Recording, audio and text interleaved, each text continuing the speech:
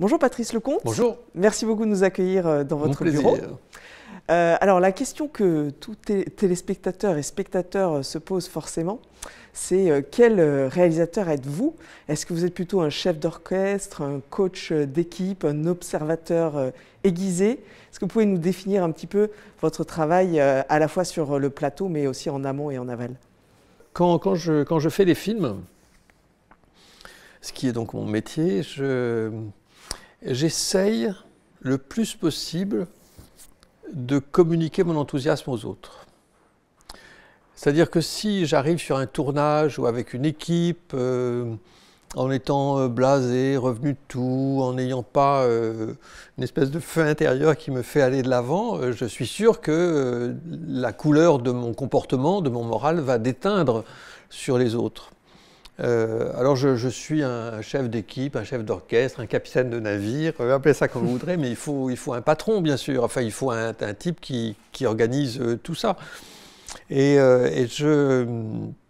j'essaye le plus possible de communiquer à toute l'équipe, aux acteurs, aux techniciens, aux derniers des stagiaires, le goût à faire les choses.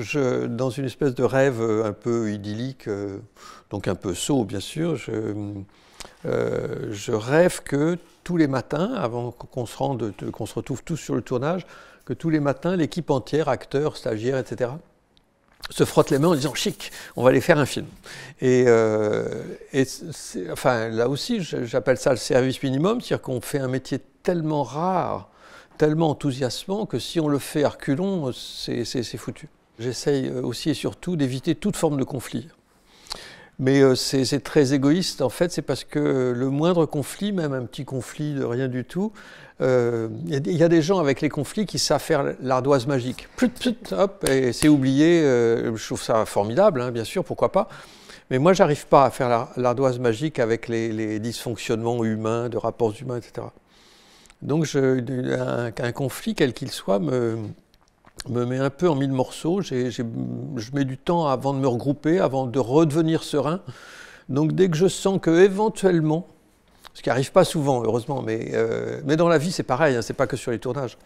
Quand je sens qu'éventuellement, il y a peut-être un conflit là, qui pointe le bout de son nez, qu'il y a un truc qui va commencer à grincer, à gripper, à couiner, je me dépêche de désamorcer la petite bombe, même si c'est une bombinette, peu importe, mais je m'empresse de faire en sorte que ça n'éclate jamais, quoi.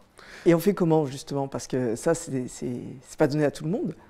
Est-ce que c'est par l'humour? Est-ce que c'est par l'écoute? Alors, il y a une chose qui est imparable. C'est vrai que l'humour, parfois, peut être pris pour d'ironie et peut attiser les choses. Donc, il faut y aller mollo, enfin, il faut y aller en sachant où on met les pieds. Mais non, c'est quand même essentiellement une écoute, quoi, une attention aux autres. L'attention que l'on porte à autrui et cette valeur or qui est tellement piétinée, qui s'appelle le respect d'autrui, c'est la base même des rapports humains. Et avec ça, on arrive tout le temps, enfin moi j'arrive tout le temps à désamorcer les trucs. Vous savez, il y a des tas de gens, quand ils sentent qu'il y a un orage qui se présente, ils se dépêchent, ou quand il y a quelque chose qui ne va pas, ils se dépêchent de mettre la poussière sous le tapis, comme on dit, et c'est pas bien, parce qu'à force de mettre la poussière sous le tapis, il y aura trop de poussière, et ça va exploser. Il y a une phrase que j'adore, quand un orage arrive, on peut attendre que l'orage soit passé, mais on peut également apprendre à danser sous la pluie. Et je trouve ça bien d'essayer humainement, d'une manière très simple, hein, il n'y a pas besoin d'être un cador pour ça, d'essayer humainement de danser sous la pluie. Parce que si vous attendez que l'orage passe, ça veut dire que l'orage va passer, que ça aura été une catastrophe, et qu'on va mettre du temps à s'en remettre, que plus rien ne sera tout à fait comme avant, etc.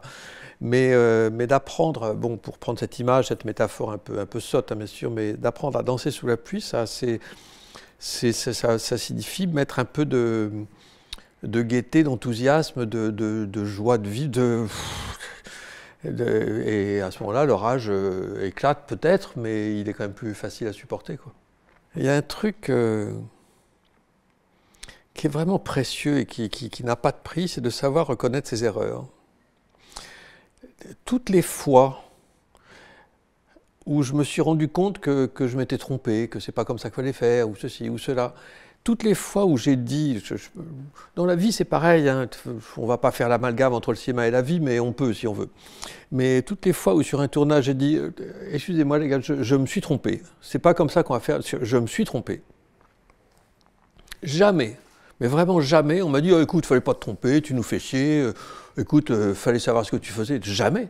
Je suis persuadé qu'on respecte toujours quelqu'un qui dit, je me suis trompé.